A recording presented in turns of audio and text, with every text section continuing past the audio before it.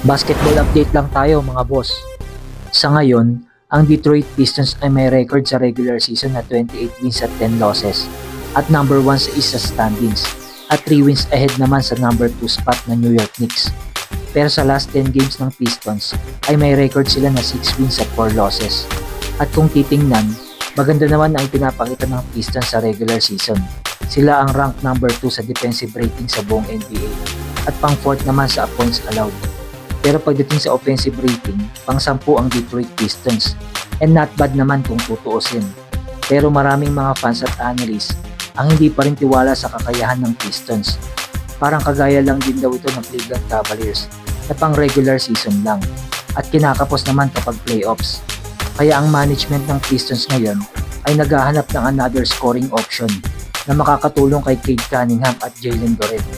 Ang Pistons kasi ay may kulang pagdating sa wing position na may scoring sa perimeter at kayang dumipensa ng mga multiple position.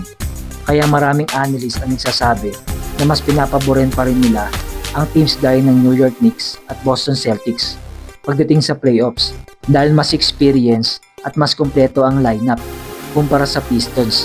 Kaya naman tinatarget makuha ng Detroit Pistons si Lauri Markkanen sa Utah Jazz para mapunan ng kakulangan ng Pistons sa wing position. Dahil si Lauri Markkanen ay may advantage kapag nasa shaded area dahil sa kanyang height at athleticism at mostly pa ng kanyang points ay nanggagaling sa perimeter na may 56% sa field. Kaya magiging deadly ang Pistons kapag nakuha nila si Lauri Markkanen sa trade.